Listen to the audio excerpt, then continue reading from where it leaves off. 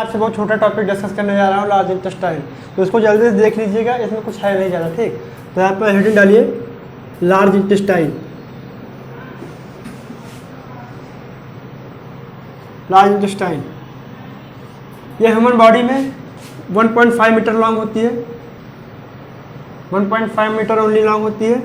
और इसके 3 पार्ट होते हैं, एक होता है सीकम, एक होता है कोलोन और एक होता है रेक्टम। तो इस फिगर में आपको क्लियरली विजिबल होगा कौन कौन कहाँ पर है। अब इसका स्ट्रक्चर आप लोग जान लीजिए यहाँ पर। और एक स्ट्रक्चर यहाँ पर आ जाता है वर्मीफॉर्म अपेंडिक्स, ठीक, वर्मीफॉर्म अपेंडिक्स। इसको पहले बता दीजिए, उसके बाद इसके बारे में बताते हैं। वर्मीफॉर्म अपेंडिक्स ये एक फिंगर लाइक मतलब वॉर्म लाइक एक स्ट्रक्चर होता है जो कि स्मॉल लार्ज इंटेस्टाइन से ऐसे मतलब जुड़ा होता है, अटैचमेंट होता है। इसका कोई काम नहीं है, ये ह्यूमन बीइंग में वेस्टिजियल है। वेस्टिजियल में मैं आपको जब इवोल्यूशन पढ़ाऊंगा तब बताऊंगा कि वेस्टिजियल में मतलब सही मीनिंग होती क्या है उसकी। तो अब ये वर्मीफॉर्म अपेंडिक्स है, ये ह्यूमन बीइंग में वेस्टिजियल ऑर्गन है। और इसको याद करने का सबसे बढ़िया तरीका है, यहाँ पर लिखा है वर्मी फॉर्म। वर्मी मतलब होता है वॉर्म, मतलब कोई कीड़ा, और फॉर्म मतलब जैसा, तो मतलब कोई कीड़े जैसा मतलब एक फिंगर लाइक प्रोजेक्शन रहता है आपके लार्ज इंटेस्टाइन में जुड़ा रहता है, उसी को कहते हैं वर्मीफॉर्म अपेंडिक्स।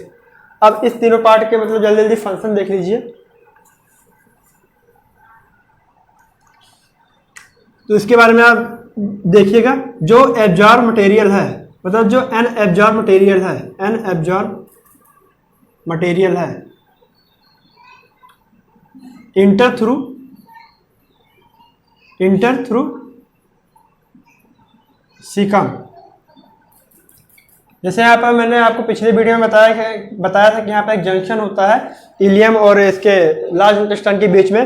तो इसी जंक्शन से ये वाला जो अनएब्जॉर्ब फूड है, मतलब जो डाइजेस्ट नहीं हुआ, जो वेस्ट मटेरियल है, ठीक, तो वो पहले सीकम में आता है। सीकम में आने के बाद ये पहले असेंडिंग कोलोन में जाता है। असेंडिंग का आप मतलब जानते होंगे बढ़ते क्रम में, यानी ये नीचे से ऊपर जाता है, इसीलिए इस पार्ट का नाम दे दिया गया असेंडिंग कोलोन, ठीक।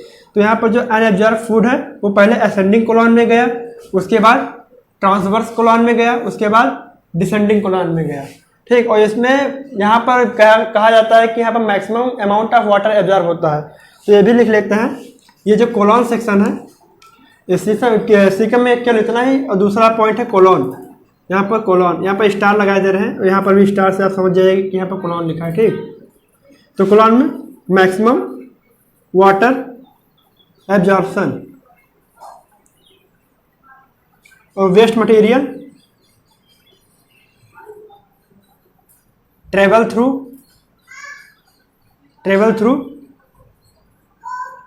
कोलोन। ये ट्रेवल करते करते रेक्टम में पहुंचता है। रेक्टम जो होता है एक स्टोरेज स्ट्रक्चर है, ठीक। जो वेस्ट मटेरियल आपका यहाँ से मतलब सब एब्जॉर्ब होकर आया है वो रेक्टम में स्टोर होता है। तो यहाँ पर इसको मिटा लेते हैं, आपने नोट कर लिया है, ठीक है। ये होता है एक structure rectum.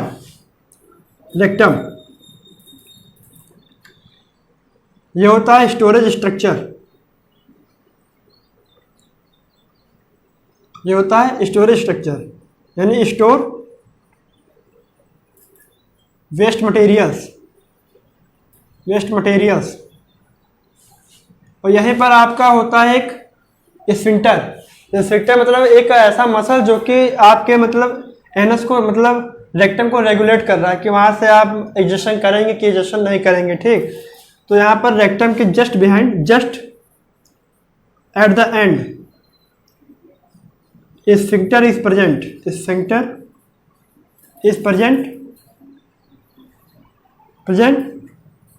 To regulate rectum, ठीक। तो स्ट्रक्चर जो होता है यहाँ पर प्रेजेंट होता है रेक्टम के लिए। आप जब यहाँ पर फिलिंग कंडीशन आ जाती है तो एक प्रेशर मारता है, प्रेशर की वजह से स्पेक्टर पे भी प्रेशर आता है, ठीक। और उसी प्रेशर की वजह से हम लोग को इजेक्शन की जो होती है डिमांड होती है, ठीक। तो जो वेस्ट मटेरियल है वो एनएस के मतलब द्वारा बाहर निकल आता है। तो ये इजेशन तो बात का टॉपिक है, मतलब यहाँ पर जो यार स्ट्रक्चर चल रहा था उसी के बारे में बताया है, और बाकी इसमें कुछ है नहीं, बस इतना आप नोट कर लीजिए और यहाँ पर आपका लार्ज इंटेस्टाइन वाला टॉपिक खत्म हो जाता है। तब तक की पढ़ाई करते हैं। All the very best.